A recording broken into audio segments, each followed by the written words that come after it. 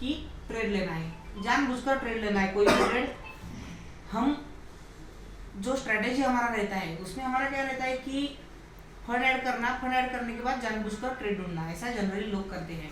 लेकिन आज अपन सीखेंगे कि ट्रेड एजुकेशन का प्रॉपर प्रोसेस होना क्या चाहिए, है ना। तो देखिए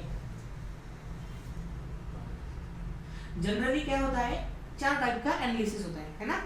जनरली 4 टाइप का एनालिसिस होता है, जिसमें क्या क्या है, एक है इकोनॉमिक एनालिसिस, दूसरा फंडामेंटल एनालिसिस, तीसरा टेक्निकल एनालिसिस और चौथा क्वांटिटेटिव एनालिसिस। ओके, तो इकोनॉमिक एनालिसिस क्या होता है बताइए।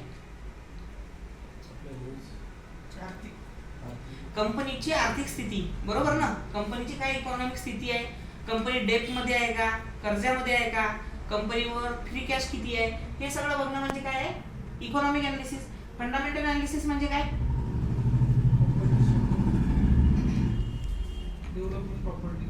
कंपनीच्या प्यून पासून ते सीईओ पर्यंत, बरोबर, या सगळ्यांबद्दल माहिती, कंपनीचे प्रोजेक्ट बद्दल माहिती, कंपनीचा काय किती आहे, नेटवर्क किती आहे, या सगळ्यांबद्दलचा डिटेल काढणं म्हणजे फंडामेंटल एनालिसिस। त्यानंतर टेक्निकल एनालिसिस, टेक्निकल एनालिसिस मध्ये काय येणार, कंपनीचा हिस्टॉरिकल डेटा एनालिसिस करणं, बरोबर। जे हिस्टॉरिकल डेटा राहते की हिस्टॉरिकल मध्ये काय काय त्याच्यामध्ये या गोष्टी राहणार आहे त्या सगळ्या बघणे। ओके, सो आपण कोणतं एनालिसिस कशा पद्धतीने करणार ते आपण शिकणार आहोत, राईट। कोणताही ट्रेड घ्यायच्या आधी आपलं काय प्रोसेस राहतं, सर्वात आधी राहते सोर्स ऑफ इन्फॉर्मेशन, बरोबर। कुठलाही ट्रेड घेणार तर काय त्याचा इन्फो हे राहणार, सोर्स काय राहणार,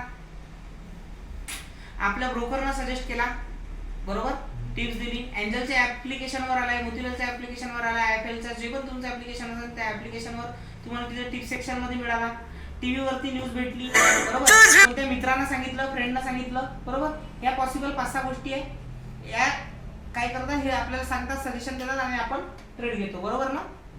स्वतःहून पण कुठला घेत असेल तर कोणत्या ना कोणत्या इन्फॉर्मेशनच्या बेसिसवर, न्यूजच्या